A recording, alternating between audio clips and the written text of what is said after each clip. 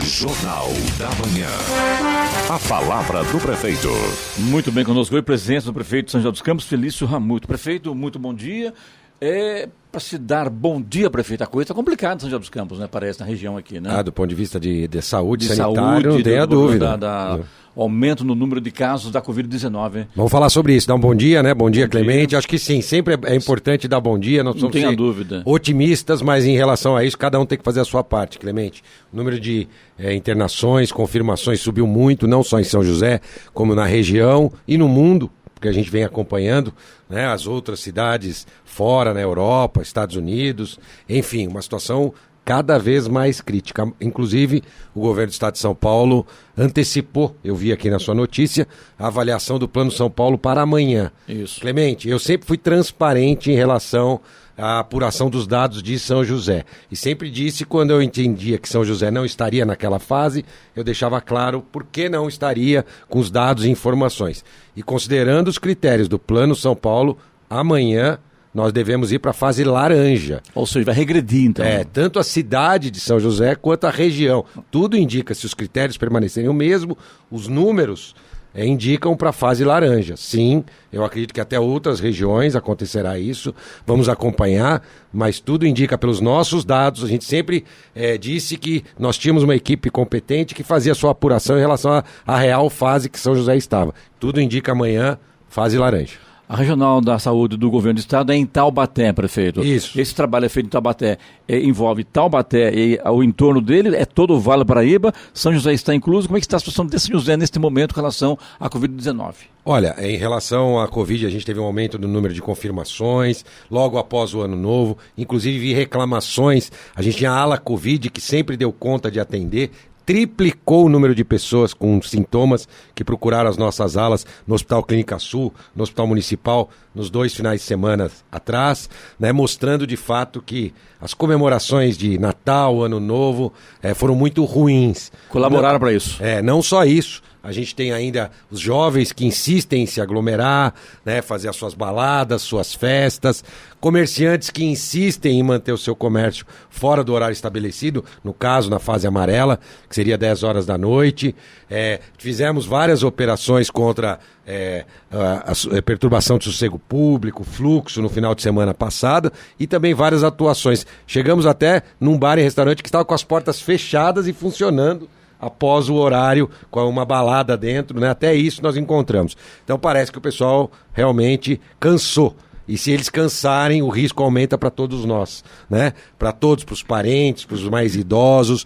E, de fato, no Hospital Municipal, nós chegamos a ter, alguns meses atrás, apenas 17 pessoas internadas. Hoje, temos 110 pessoas. No pico da pandemia, no primeiro pico, foram 120. Estamos chegando já naquele pico. E nos hospitais privados, Clemente, tem uma informação extraoficial, não é oficial, mas que os hospitais privados já estão transferindo pacientes porque estão lotados.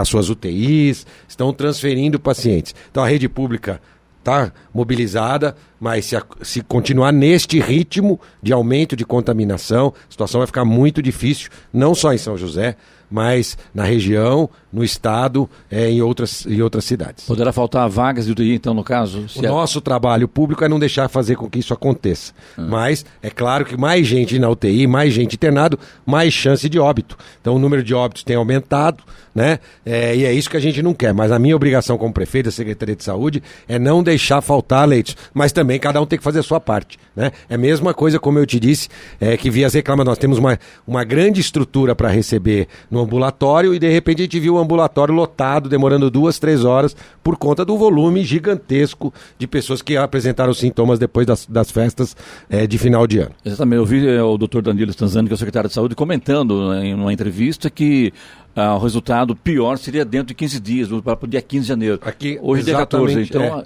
E isso agora, a tendência, prefeito, daqui para frente, lógico, passaram as festas, passou o Réveillon, a tendência é dar uma diminuída ou vocês acham que não? Como é que está esse trabalho no O que acontece é que esse boom de contaminados, mesmo que agora passou a festa, já contaminaram outros, porque vieram para cá, né, saíram das festas, passaram aqui, depois de 5, 6 dias deram positivo, alguns foram internados e acabaram contaminando outras pessoas. Então a gente vê que no médio prazo isso não deve acontecer, não vai haver uma queda. A gente espera que cada um faça a sua parte, mantenha-se isolado ao máximo possível, cumpra as regras, evite festas, aglomerações, para que a gente possa diminuir esse índice de contaminação, que está altíssimo não só em São José, na região e no Brasil.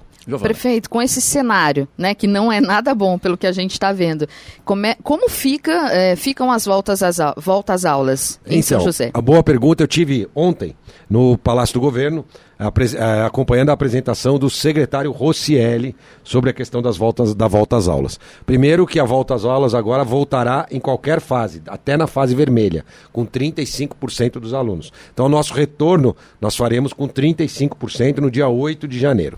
E o que o secretário mostrou, né? De fevereiro, bem lembrado. O que o secretário mostrou é que em todos os lugares do mundo, todos os fechamentos, quando necessários, acontecem em todas as atividades. Por último, é na educação. Mostrou-se que o índice de contaminação das crianças é muito menor do que a participação populacional, que aquela questão da criança ser uma super propagadora não se confirma hoje, já se confirmou no passado. Agora, são informações, nós estamos numa pandemia, não vem com manual de instrução. Então, os cientistas, os técnicos, os epidemiologistas apresentam os seus dados e a gente toma uma atitude. Mas ficou muito claro ali que existem várias ações a serem feitas antes do fechamento das escolas, né? A gente pode cumprir outras ações e deixar as escolas por último. Já passou da hora das crianças voltarem com segurança, é um ambiente controlado, né? Muito mais controlado que os outros ambientes onde as crianças já estão frequentando. Já vai lá num parquinho, já vai num shopping, a escola vai ser inclusive educativa para essas crianças e com uma capacidade muito reduzida. Nós aqui fizemos todo um planejamento e vamos apresentar, onde a gente vai ter a capacidade da escola, talvez 15, 20% no máximo da capacidade da escola dos alunos num dia. O pessoal fala, você é a favor então da volta às aulas. Isso não é perigoso no momento que a pandemia está aumentando muito, bom prefeito? O número de casos aumentaram bastante, de 17 para 110 casos e voltar aí às aulas agora, prefeito? Olha, Clemente, como eu disse, primeiro, as aulas, nós estamos com toda a preparação, um ambiente controlado, máscaras. Quando você fala assim, não, mas num bar, numa balada, você já viu alguém de máscara? Eu fui pra praia agora, no domingo, estive na praia, eu era o único de máscara na praia, né? Eu era o único de máscara na praia. E já teve Covid, né? Já tive Covid. Então, a gente vê... e é incômodo, claro que é, né? Fica até esquisito, né? Mas é o mínimo que a gente tem que fazer. Como estar na praia de terno, né? É bem esquisito, para falar a verdade. Foi a primeira experiência que eu tive. E a praia estava vazia e tal, mas a gente vê que realmente as pessoas não estão fazendo a parte delas. Então a gente não acredita que é dentro do ambiente escolar, muito pelo contrário. Ali a gente vai conseguir ter um ambiente controlado, com distanciamento, a escola toda à disposição, para que a gente tenha segurança para as crianças. Vale lembrar, Clemente, que as escolas estaduais já voltaram uma parte com o acolhimento e as escolas particulares também. E nós acompanhamos, tem um sistema de monitoramento. Qualquer aluno que tenha qualquer sintoma, ele tem que ser afastado da escola e os contatos dele a mesma coisa. Nós tivemos pouquíssimos casos desde setembro, né, agosto, setembro, que foi quando iniciou a volta das escolas particulares e a escola estadual um pouquinho mais para frente, pouquíssimos casos dessa transmissão no ambiente escolar. Então hoje, diferente do que se acreditava no passado, acredita-se que as crianças que são, elas têm pouca chance de ter o estado grave da doença, pouca chance de ser um superpropagador. Então, tudo indica que é uma atividade que pode sim retornar, mantendo a segurança e o ambiente controlado.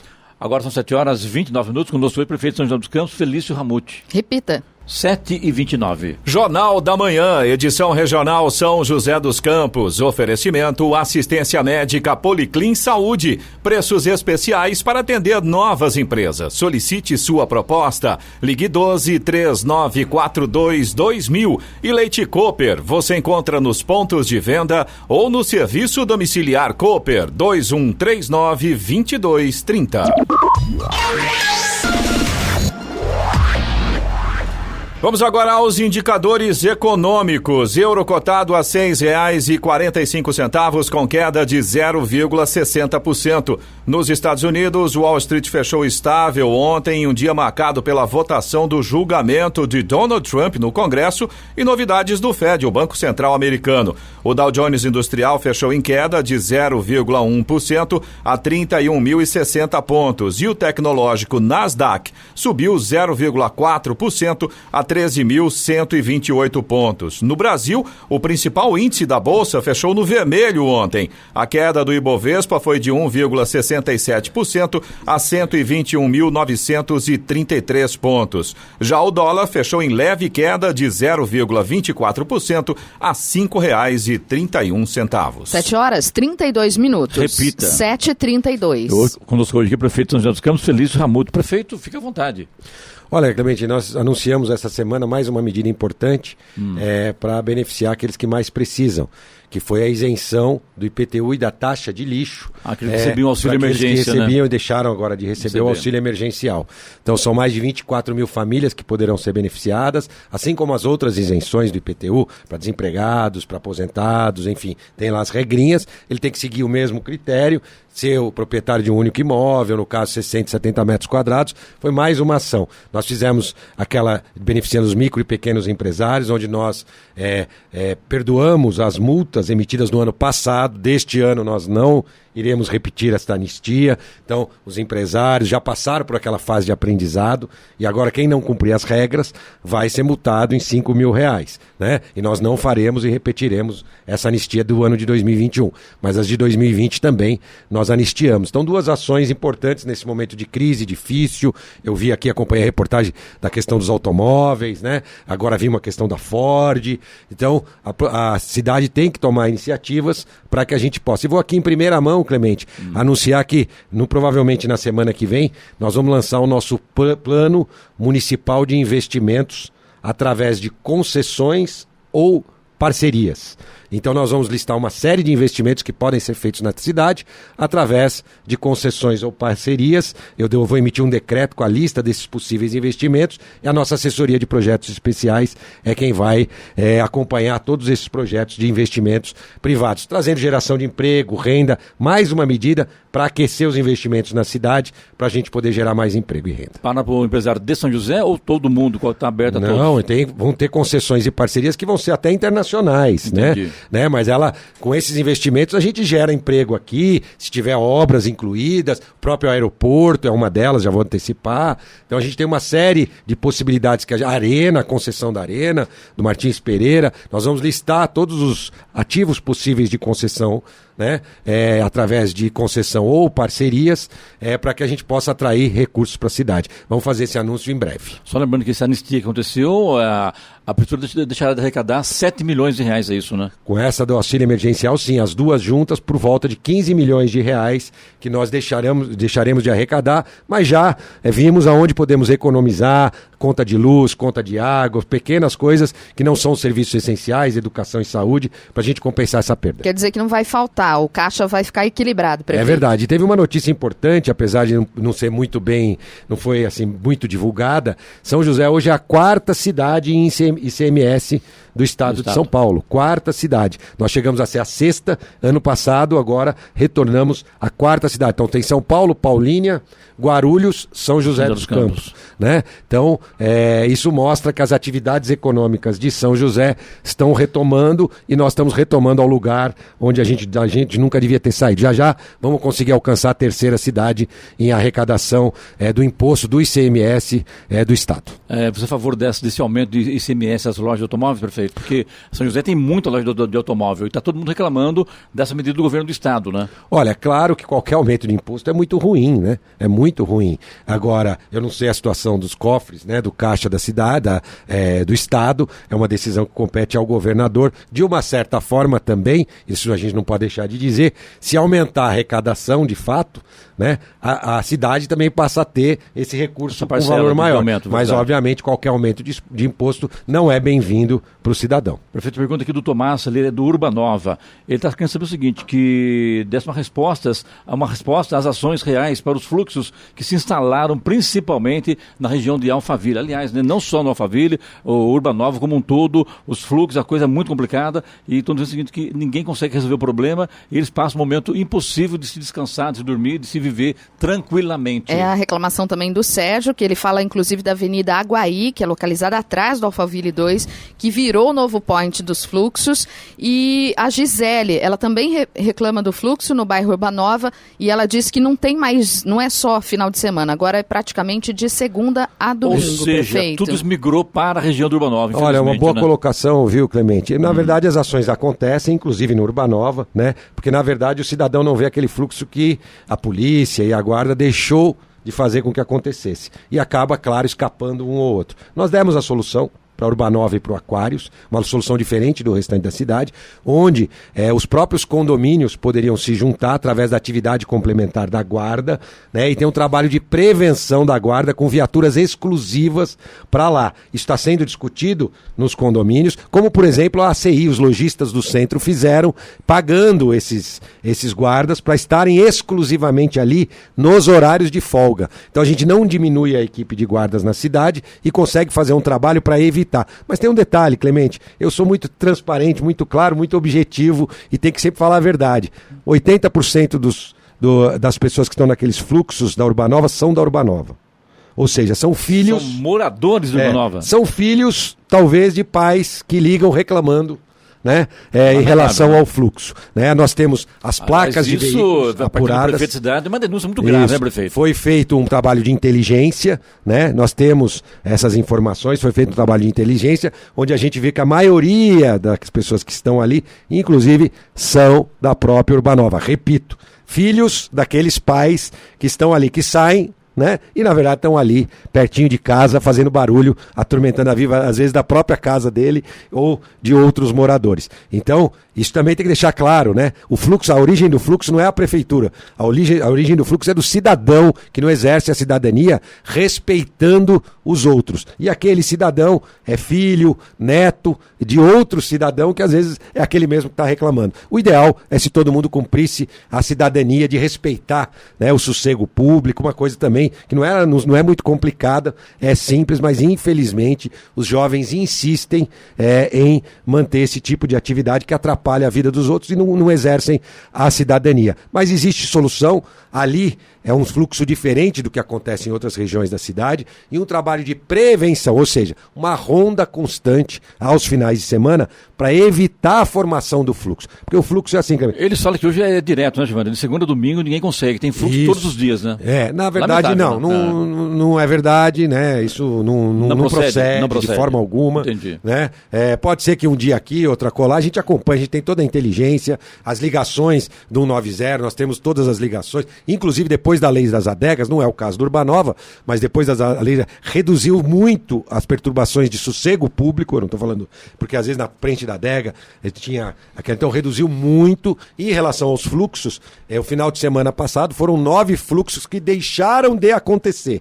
E no caso da Urbanova foi um fluxo que aconteceu, que inclusive teve que a GCM ir lá, junto com a Polícia Militar, e fazer uma ação para dispersar. Agora, dispersar um fluxo é sempre mais arriscado. Pode acontecer, você viu o que aconteceu, por exemplo, lá no Campos Alemães, onde no momento de dispersão, um dos garotos saiu de moto, alta velocidade, sem capacete e acabou falecendo, né? Isso às 4 horas da manhã. Pode acontecer esse tipo de acidente. Então o ideal era evitar a formação do fluxo. Para isso, a gente pode ter viaturas ali na Urbanova, no Aquários, no início da noite, preventivamente, mas claro que eu não posso retirar as viaturas que estão por toda a cidade para deixar um trabalho exclusivo para aquela região. Então, os condomínios podem se mobilizar, nós já estamos falando com os condomínios da Urbanova para que eles remunerem a guarda através da atividade complementar. Nenhum centavo desse recurso vai para o cofre da prefeitura, vai tudo direto para o GCM, que está em sua hora de folga, sua hora extra, prestando com uniformizado, com equipamentos da prefeitura, veículos da prefeitura, mas 100% da remuneração vai para a própria GCM. Existe, então, esta possibilidade que já foi colocada, inclusive pode ser por um curto período, viu, Clemente? Que a gente já falou com toda a população quer dizer, já falamos com as associações, pode ser por 2, 3 meses, para ver se realmente vai funcionar, mas eu tenho certeza que funcionaria.